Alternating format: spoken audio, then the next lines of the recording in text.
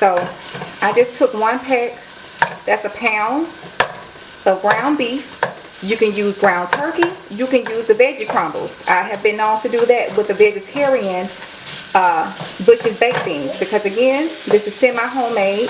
I don't always do everything from scratch because I do have a typically very busy week and weekend.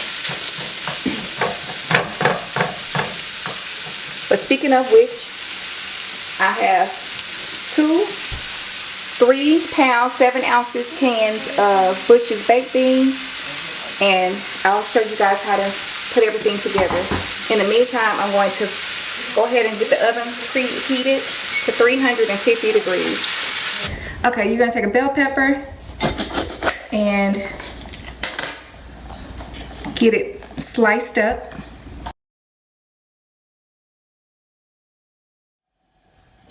All right, you guys. So we are going to go ahead and do the next step, which is the cooking the bell peppers.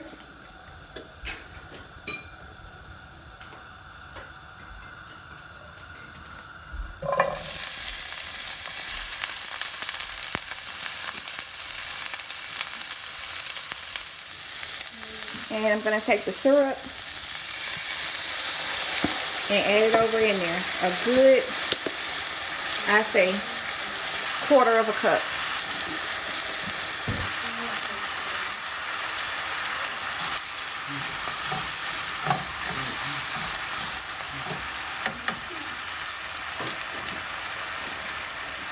You're going to take some cinnamon and sprinkle that over in. We're going to take some nutmeg.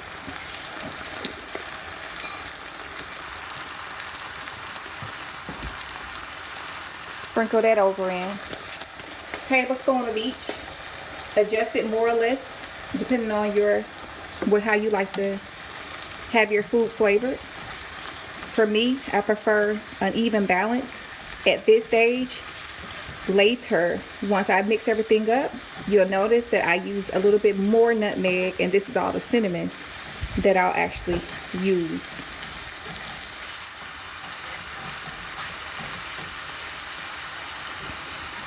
You're not cooking these to any particular consistency. You're only going to cook them for about 2 to 3 minutes. You just want to get them a little bit caramelized. You want the syrup and everything to caramelize just a little bit before we then add it to the rest of the mixture, which is super, super simple. Here is the mixture off the stove. See how they caramelized and bubbled all up? Just take it and pour it over into your beans. You're going to take some vanilla extract and put 1 teaspoon, 1 to 2. I say 1 teaspoon for every can. So I had 2 cans, so I'm going to do 2. And work that in just a little bit. Then the ground beef that we cooked up earlier, throw that right on over here into the mix.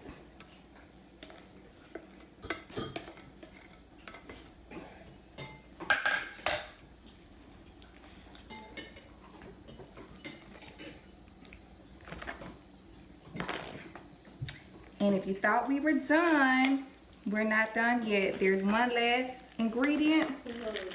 Looks like I'm running low on brown sugar, but I'm gonna make it work. This is optional, but it's not optional for me. I have to have brown sugar in my baked beans. That's what gives it that extra sweetness that people are looking for, along with the hearty and savoriness from the ground beef or whatever meat that you choose to add. And we're going to put a little bit more nutmeg.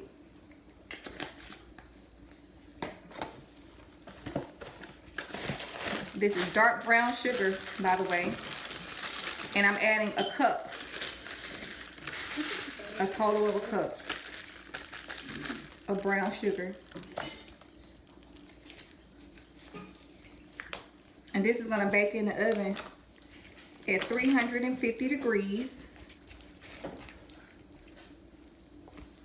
And for something this size, it shouldn't take more than 30 minutes. But depending on how your stove cooks, you want to watch it. You do not want it to get dried out. You want to be able to, because what's going to happen is the sugar is going to make your mixture a little bit looser. You want to wait till everything gets back to about the consistency that it is now. And then that's when you take it out, if that makes sense. You will see it look a little watered down because the sugar is going to expand, but then it'll start, you know, cooking back with the beans and everything.